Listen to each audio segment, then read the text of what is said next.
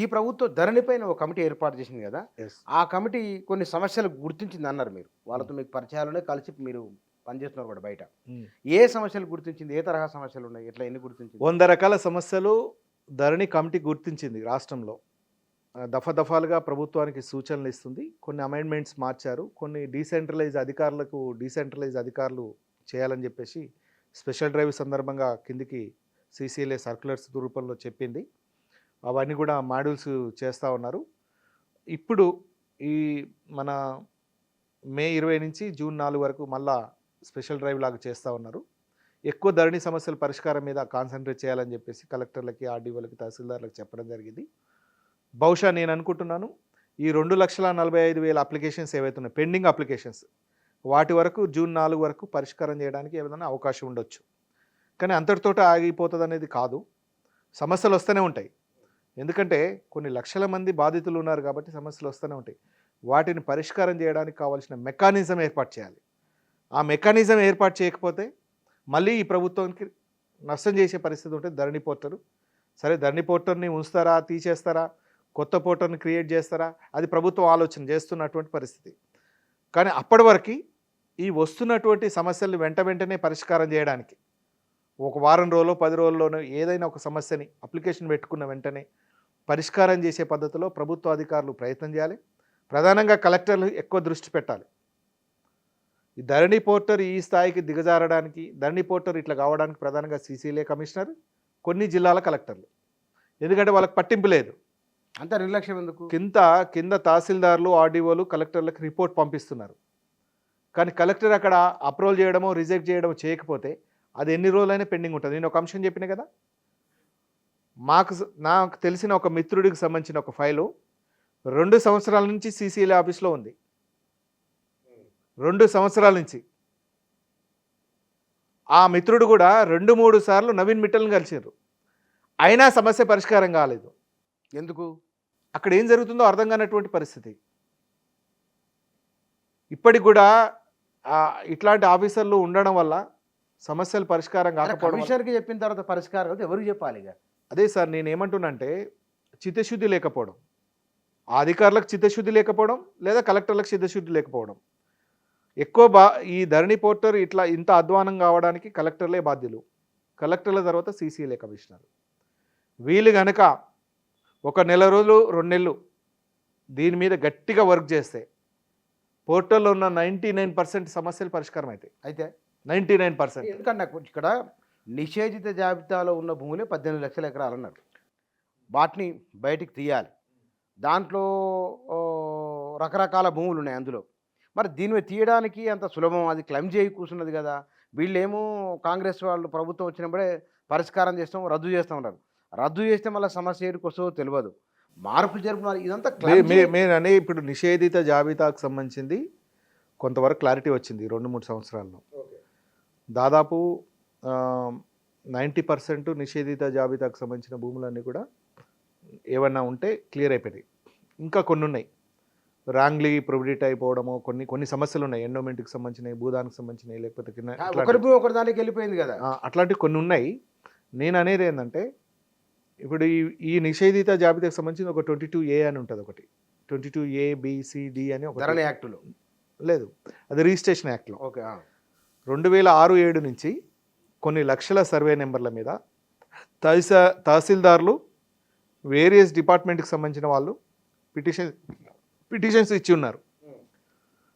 అయితే అందులో పొరపాటుగా కొన్ని పట్టభూములు కూడా పోయినాయి. నిజంగా అది నిషేధిత జాబితాలోనే ఉండాలి, ఓకే, అది ఉండడం అభ్యంతరం లేదు. కానీ కొన్ని పట్టభూములు కూడా అందులో చేర్చారు. ఓహో. అధికారుల పొరపాటు వల్ల కొన్ని పట్టభూములు కూడా అందులో చేరిపోయినాయి. వాటిని విడిపించుకోవడానికి రైతులు ఎన్ని రకాల ప్రయత్నాలు చేసినా విడిపించుకోవడం కష్టం ఉంది. ప్రభుత్వం స్పెషల్ డ్రైవ్ పెట్టి అట్లాంటి గ్రీవెన్సెస్ని స్పీడ్గా క్లోజ్ చేయాలి. ఆ ప్రయత్నం ప్రభుత్వం చేయాలి. ఎందుకంటే ప్రభుత్వానికి ఆదాయం కూడా వస్తుంది.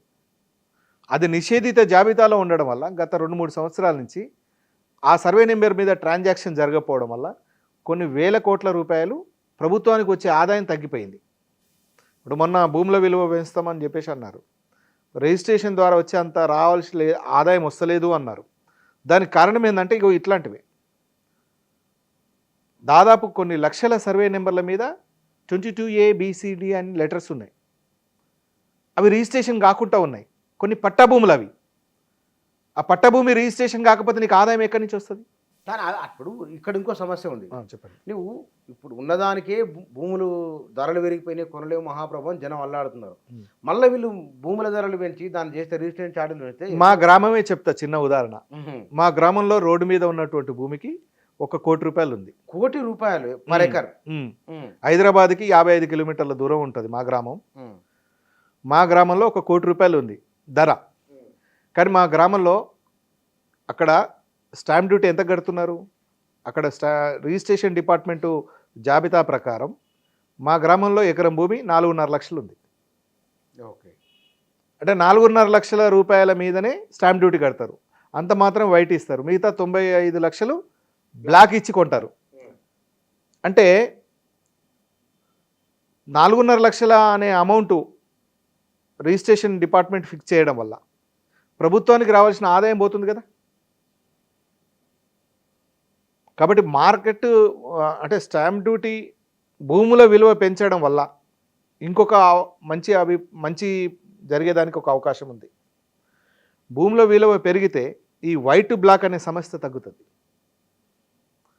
వైట్ బ్లాక్ అనేది అంటే ఇప్పుడు ఉదాహరణకి నేను చెప్పాను మా గ్రామంలో అంటే 95 లక్షలు బ్లాక్ ఇచ్చి 4.5 లక్షలు మాత్రం వైట్ ఇచ్చి భూమి కొంటున్నాడు 1 ఎకరం. దీనివల్ల స్టాంప్ డ్యూటీ గవర్నమెంట్కి రావట్లేదు. రెండవది వైట్ బ్లాక్ ఎక్కువ పెరుగుతుంది. బ్లాక్ ఎక్కువ పెరగడం అనేది సమాజానికి నష్టం. బ్లాక్ అనేది మీరు చూస్తున్నారు, ఎక్కడ అధికారులను పట్టుకున్నా లేకపోతే ఎక్కడ ఏదైనా రైడింగ్ జరిగినా 100 కోట్లు నల్ల డబ్బు కనిపిస్తుంది. ఇది ఎక్కడి నుంచి వస్తుంది? ఎన్నికల్లో కూడా విపరీతంగా నల్ల డబ్బు కనిపిస్తుంది. ఎక్కడి నుంచి వస్తుంది? కాబట్టి ఈ భూముల విలువ పెరిగితే వైట్ కాస్త కొంత బ్లాక్ అవుతుంది, బ్లాక్ కాస్త కొంత వైట్ అవుతుంది. ఆ రకంగా సమాజానికి మంచి జరిగేదానికి అవకాశం ఉంది. దానివల్ల అంటే ఇప్పుడు 2 రకాల సమస్యలు. ఒకటి ధరణితో ఇప్పటికే అది కొలిక్కి రాలేదు భూముల విషయంలో. కొనాలన్నా జనానికి భయం ఉన్నది, ఏమవుతుందో తెలియదు అనేది ఒక కన్ఫ్యూజన్ ఉన్నది. ఈ సమస్యను వచ్చే 2-3 నెలల పరిష్కారం చేయొచ్చా ఉందా అంచనా? మీరు మాట్లాడుతున్న వాళ్ళతో అంచనా ఉందా? జరగవచ్చా? అంటే నేనేమంటున్నా అంటే 18 లక్షల మందికి పాస్బుక్లు ఇచ్చినప్పుడే ఆ సమస్య కొంత పరిష్కారం అవుతుంది. ఇప్పటికీ పాస్బుక్ లేని వాళ్ళు 18 లక్షల మంది ఉన్నారు. 18 లక్షల ఎకరాలకి పాస్బుక్లు లేవు. వాళ్ళందరికీ పాస్బుక్లు వస్తేనే ధరణి పోర్టల్ సక్సెస్ అవుతుంది. మరి ఇప్పుడు మ్యుటేషన్ సమస్యలు ఉన్నాయి, కొన్ని నాలా కన్వర్షన్ ఉన్నాయి, ఫారెస్ట్ భూమి అని కొంత ఆ సమస్యలన్నీ 1 by 1 అవుతాయండి. కానీ నేననేది ఏంటంటే ఒక అంశం, భూమి అనే అంశం మీద మీరు పాస్బుక్లు ఇస్తున్నారు కొత్త 6వ చట్టం ప్రకారం. కొత్త 6వ చట్టం 18 లక్షల మందికి పట్టాదారు పాస్ పుస్తకాలు ఇవ్వలేదు ఇప్పటివరకు. 18 లక్షల ఎకరాలంటే చిన్న సైజు కాదు, చాలా పెద్ద సైజు. సుమారు అంటే ఒక మనిషికి 2 ఎకరాలు అనుకున్నా, 1 ఎకరం అనుకున్నా, సుమారు 10-12 లక్షల మంది ధరణి బయట ఉన్నారు. వాళ్ళకి రైతు బంధు లేదు, రైతు బీమా లేదు, అన్ని కుటుంబాలే, బ్యాంకు లోన్ లేదు, కానీ భూమి ఉంది వాళ్ళకి. అంటే కొత్త 6వ చట్టం సృష్టించిన ఒక విధ్వంసం ఏంటంటే భూమి ఉన్నోనికేం బుక్ లేదు, భూమి లేనికేం పాస్బుక్ ఇచ్చారు.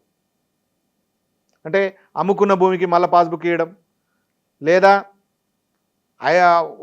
ఇతరుల కాగితాల మీద, తెల్ల కాగితాల మీద అమ్ముకొని హైదరాబాద్కు అమెరికా వెళ్ళిపోయిన వాళ్ళకి మళ్ళీ పిలిచి పాస్బుక్లు ఇవ్వడం, ఇట్లాంటి పని చేయడం వల్ల ఈరోజు చాలా నష్టం జరిగింది. పేద ప్రజానికానికి, పేదలకి చాలామందికి నష్టం జరిగింది. అంటే మేము ఓవరాల్గా చెప్పేది ఏంటంటే ఈ 18 లక్షల మంది ఎవరైతే భూమి కలిగిన యజమానులు ఉన్నారో వాళ్ళకు పాస్బుక్లు ఇచ్చినప్పుడే ధరణి సక్సెస్ అవుతుంది. అప్పటి వరకు ధరణి సక్సెస్ కాదు, ధరణి పోర్టల్ సక్సెస్ కాదు. ఎందుకు అని అంటే 10 లక్షల మంది బయట ఉన్న తర్వాత నువ్వు విధ్వంసం చేసినట్టే కదా. 10 లక్షల మందికి ఈరోజు పట్టాదారు పాస్ పుస్తకాలు ఇవ్వలేదంటే 10 లక్షల కుటుంబాలకి, 10 లక్షల కుటుంబాలు కుటుంబానికి 3 ఓట్లు వేసుకున్నా 30 లక్షల మంది ఈరోజు బయట ఉన్నారు కదా, ధరణి పోర్టల్ బయట ఉన్నారు కదా. కేసీఆర్ ఓడిపోవడానికి 10 to 15% కారణం ఈ ధరణి పోర్టరే. ఇప్పుడు మీకున్న అంచనా ప్రకారం అనుభవం కూడా దాన్ని పనిచేస్తున్నారు దానిపైన ఈ కాంగ్రెస్ ప్రభుత్వం ధరణికి పరిష్కారం చూపిస్తుందా సమస్యలకు? ఖచ్చితంగా చూపించేదానికి అవకాశం ఉంది. ఎందుకంటే ధరణి కమిటీ వేసింది. ఆ కమిటీలో మాజీ ఎమ్మెల్యే కోదండరెడ్డి గారు, భూమి సునీల్ గారు, తర్వాత సిసిఎల్ఏ మాజీ కమిషనరు రేమండ్ పీటర్ గారు, మధుసూదన్ అని ఒక ఆర్డీఓరు, ఇట్లా దీని మీద భూమి సమస్యల మీద పనిచేసే ముఖ్యమైన వాళ్ళతో ఒక కమిటీ వేయడం జరిగింది. ఆ కమిటీ ఖచ్చితంగా ప్రభుత్వానికి రకరకాల సూచనలు చేసి దీన్ని గాడిలో పెట్టడానికి అవకాశం ఉంది. అంటే గత ప్రభుత్వం అసలు ధరణిలోనే సమస్యలు లేవని చెప్పింది. గత ప్రభుత్వం బీఆర్ఎస్ ప్రభుత్వం అసలు ధరణి పోర్టల్లో సమస్యలు లేవు, అక్కడో ఇక్కడో సమస్య ఉంటే ఆ సమస్యలు మేము పరిష్కారం చేస్తున్నాం అని దాటవేసే ధోరణి అవలంబించింది. కానీ కాంగ్రెస్ ప్రభుత్వం ధరణి ఒక కమిటీ వేసింది.